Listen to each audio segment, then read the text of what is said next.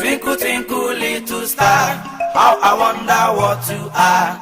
Up above the world so high, like the diamond in the sky. Hello and welcome to my channel. Thank you so much for joining me on my program once again. I appreciate you wherever you are connecting me around the world. If you have not subscribed to my channel, please kindly subscribe to my channel. Click the notification bell so that you'll be notified each time I upload a video. You will be among the first to receive it.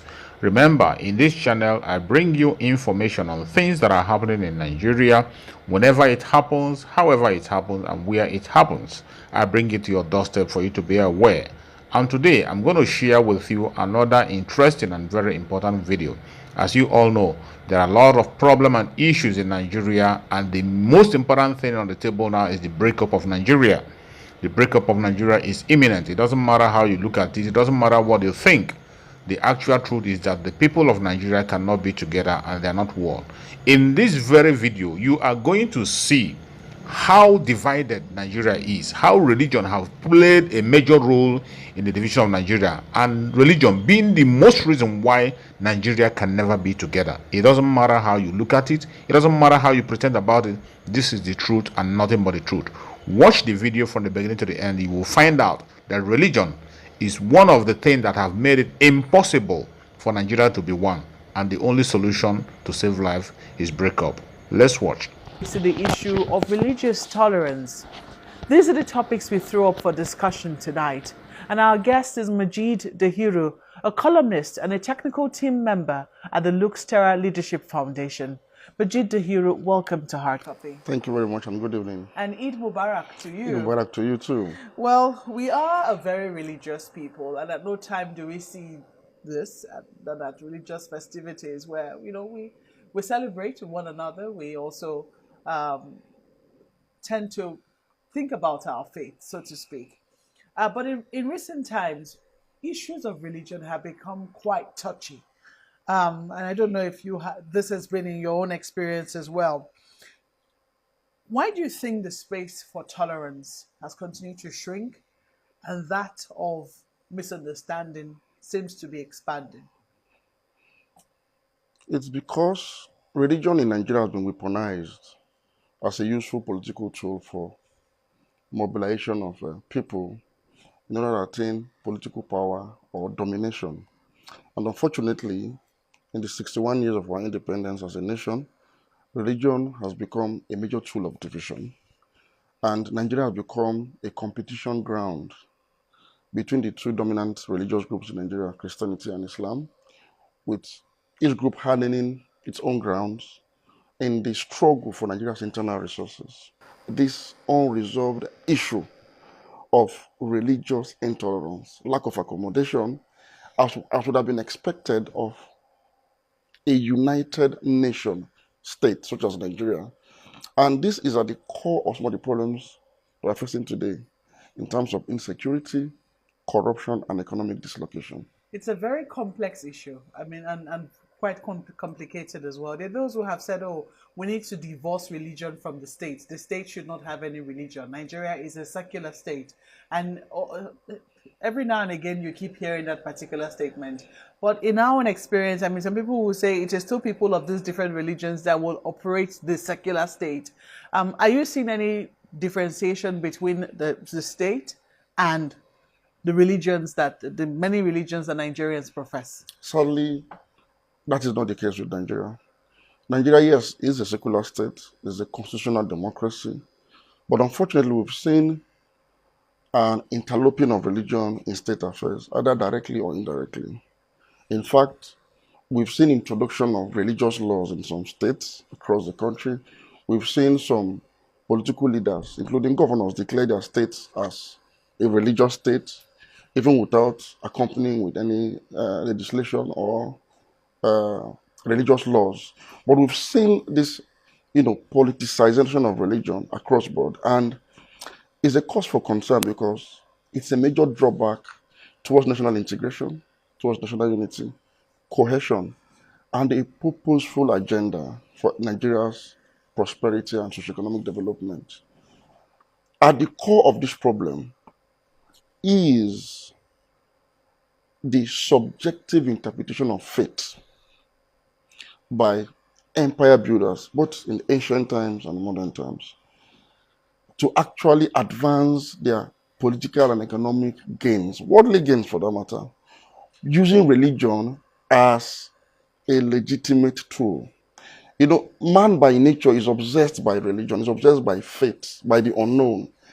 You know, the world is transient. We live in a transient world, and we tend to be more concerned about what happens to us in the afterlife. And so this has created a potency for religion which provides that answer. And so sometimes we submit ourselves to the dictates of religion because of our salvation in the more everlasting life after the current life. There's a clear distinction, but unfortunately, the embellishment of empire builders in the matters of faith have become mainstreamed in religious affairs. And modern day empire builders, our politicians, have found it very useful to now continue that trajectory of using religion to covet their own political territories, to create divisions of we versus them within and otherwise United Nations. And so you have a national identity dissonance arising from religious differences that ought not to be there in the first place. And in the issue of separating religion and state, it becomes difficult because religion is a very powerful tool. Those that are operating a secular state bow to the dictates of religion. There are those who say, well, it is the same constitution which allowed for this Sharia faith by including it also within the constitution. Somehow we have deviated from what the ideals were. I mean, when the founders of Nigeria, the early fathers of the country, we have deviated somewhat from it. Your experience, your growing up experience, the fact that you went to a Christian school, and somehow, still were able to have your Islamic religion in another school in the same community where you were. I do not know if that is still the experience of many young people who are growing up in the community in which you grew up today. Is that the experience? It is still the experience because usually most of us attended missionary schools because these were the early schools in my community. I come from a place called Okene in Kogi State. And so we attended missionary schools, whereas there were also government schools, but the missionary schools offered, more quality education. And so some of our parents who wanted to give us the best actually sent us to these schools. And while studying in these schools, we were not mandated to become Christians. There was no attempt to convert us to Christianity. We were allowed to observe our faith and remain Muslims. And usually when we close from school after lunch, we go to the nearby madrasa and study Islamic religious knowledge. Since the 70s, with the birth of Salafi Islam in Nigeria, whose doctrine, the doctrine of Salafi Islam, does not make a clear distinction between the state and the religion, and does not actually separate citizenship obligation and religious obligation. There has been a modeling up of what, as a citizen, you are supposed to do, your duty and loyalty to the state, and your loyalty to your nation state. This is the unfortunate situation we find ourselves. It is this religious extremism that actually birthed the Sharia movement in Nigeria in the 90s, which politicians took advantage of when we transited from military to civil democratic rule in 1999 to birth the Fourth Republic. A lot of these politicians campaigned and sought for power using religion as a tool to say, look, I'm going to impose in our respective states this much desired Islamic theocracy. And so we've seen from that point, a rollback on the freedoms, the unity, the convivial relationship between people of all faiths in Nigeria. When we were growing up, it has been almost eroded. In fact, it was the Sharia movement of the 90s and the implementation of Sharia laws of these states of northern Nigeria that actually served as a precursor for the Boko Haram insurgency as seen today.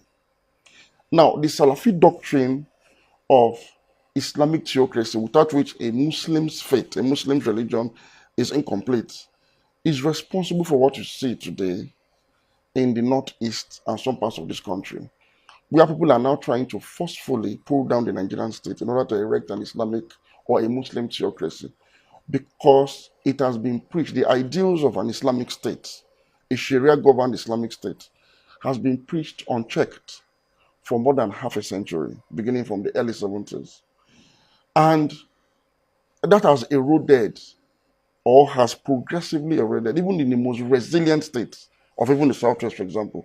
We're beginning to see a religious hardening of ground, even in the mainstream.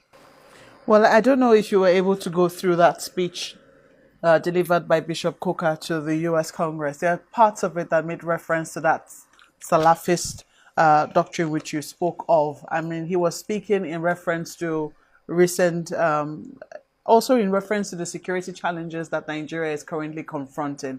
No doubt it has compounded and even made even more complex an already difficult situation.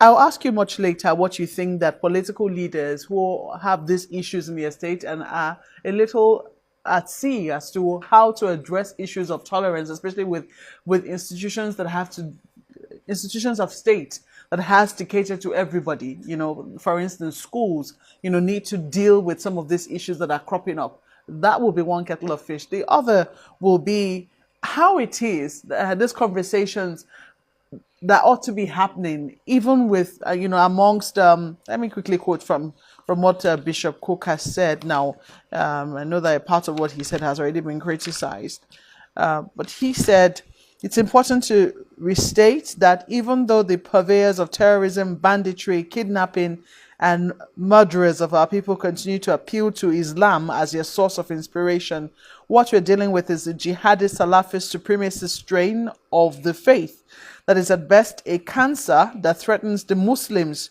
who do not believe what they themselves believe. He was saying Muslims in northern states have suffered disproportionately in our conflicts in Nigeria, and that is the truth. If we're to look at the, you know, the population of those who have suffered mostly from this crisis. Now, there are those who now perceive it to be a problem for the Muslims. Oh, it's a Muslim problem. Within the context of Islam and those who are adherents of the faith, are these conversations happening? What Bishop Coker was trying to explain is what I've just paraphrased. These people purport to be acting in the name of Islam, but that is not the reflection of the true Islam. But again, it is a responsibility of members of the Muslim community to stop living in denial of this cancer, this cancerous strain of religious extremism that has infected mainstream Muslim theology to such an extent that we are now rolling out a whole generation of radicalized youth that are willing to die in the jihad to install a Muslim theocracy over Nigeria. What Boko Haram is actually doing today is a war of secession by substitution. They want to substitute Nigeria's secular constitutional democracy with an Islamic theocracy because for them it's a religious duty. But somebody preached this ideal as a religious duty. It is still being preached today in all major centers of Islamic learning. And this is the challenge that Muslims must not take up. Because as the Reverend Gentleman pointed out, this same strain is as debilitating to Muslims as it is to non-Muslims, because fundamentally, people in this category do not consider other Muslims as true Muslims. And so they are fair game in this bloodletting orgy. And so we need to pay attention now and begin to reform Muslim theology, the mainstream. The ideology of Boko Haram is not a deviant ideology, unfortunately. It is in the mainstream. And I'll give you an example. A state like Kano today has become the poster boy of a theocracy within a secular constitutional democracy. Each time the state government of Kano purports to want to implement Sharia laws or apply sanctions for people that are violating Sharia law, they are violating the rights of citizens of Nigeria who reside in Kano, who are not Muslims. This in itself is driving radicalization, is driving extremism. So in essence, the Kano state government as we speak today, and other Sharia implementing states in Nigeria, are actually in the same league with Boko Haram insurgents, ideologically. Jihadi groups that are purporting to want to install or implement Sharia law often get divided along the way and begin to fight between themselves over the actual and the proper definition of the concept they want to implement. And so it's a broken egg that cannot actually be put back together. once it starts.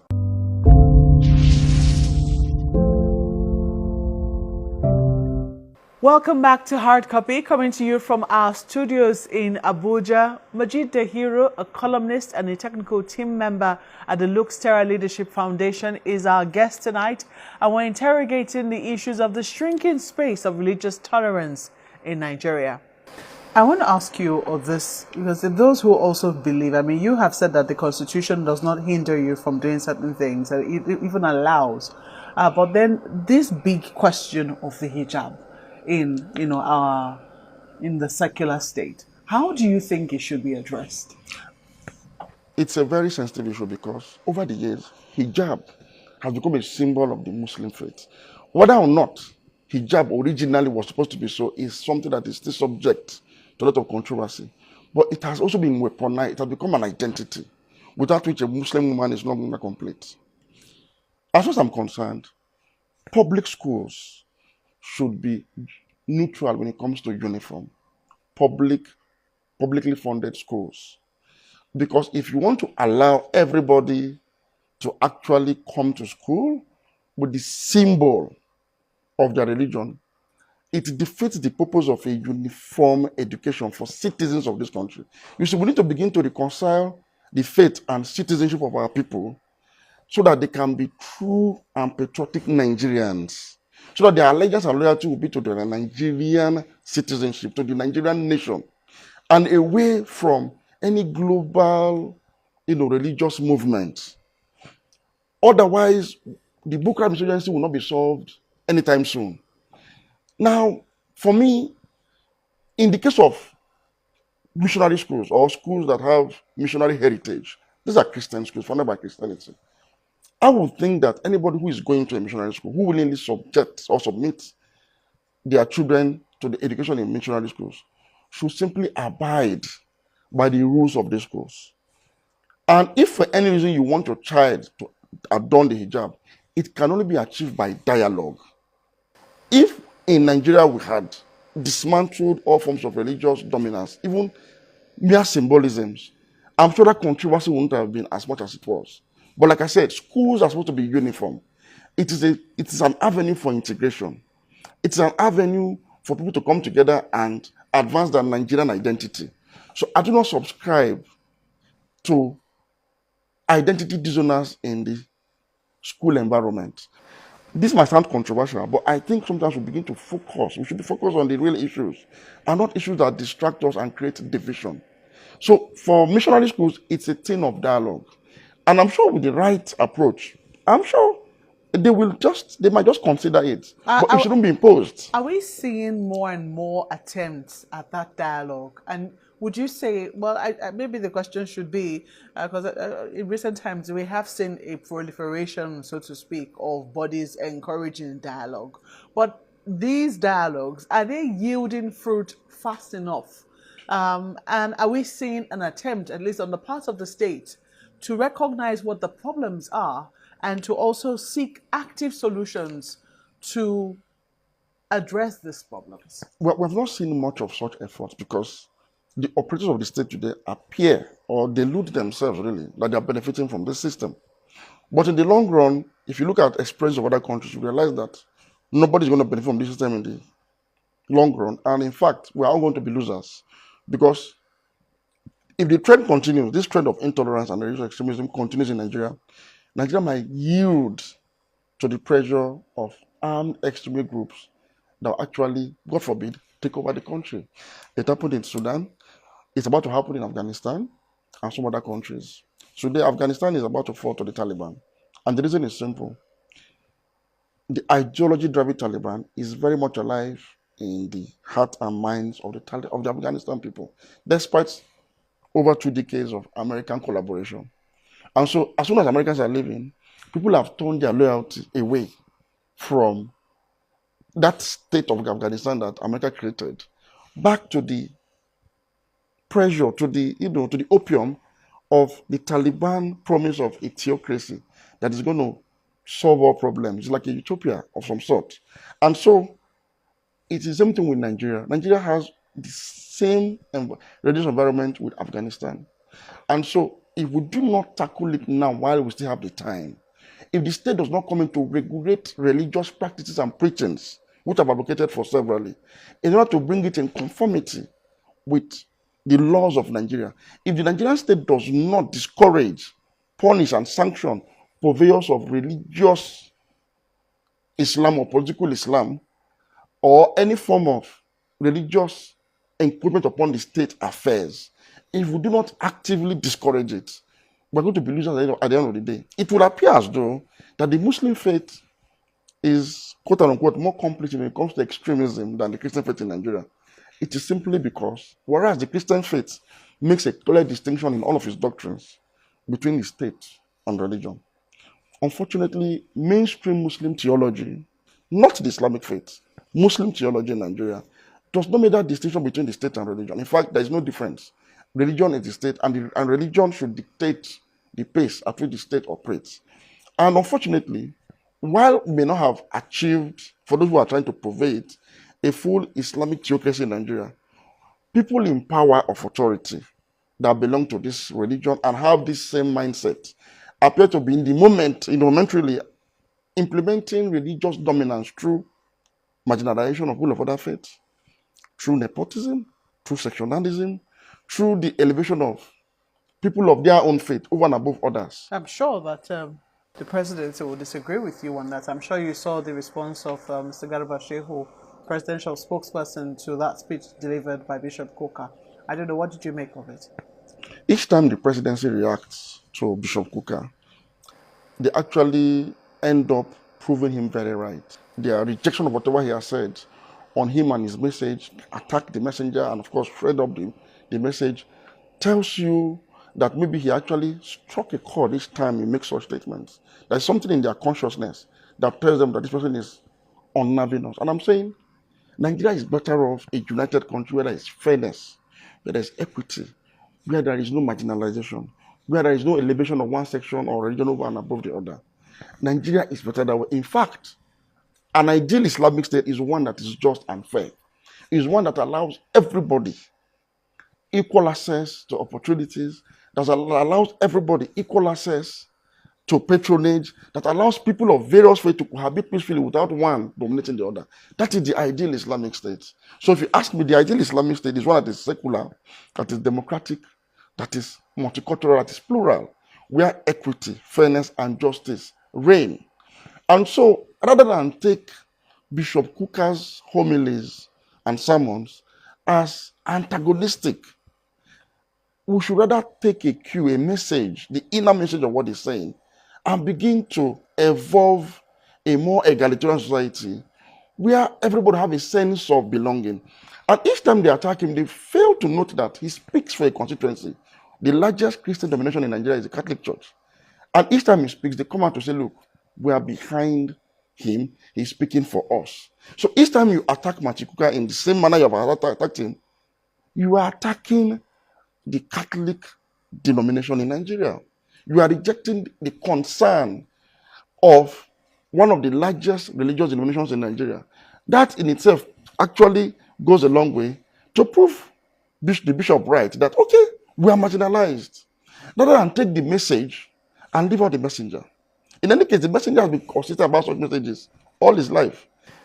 2 days or so after Bishop Kuka made his latest statement, killer herdsmen operating out of Zamfara shot down an Alpha jet of the Nigerian Air Force. And in his homily, he actually made the point that the government does not seem to be doing enough to rein in the murderous activities of killer herdsmen. And this has thrown up the question of religion and ethnicity. If you look at the figures from the presidency, from the inner caucus of the presidency, to the heads of the judiciary, to the heads of the legislature, and to the head of the executive, yes, Christians can be right to say there's a disproportionate number of Muslims as against Christians. Whether this is unintentional or deliberate or whatever, when such concerns are raised, two things should happen.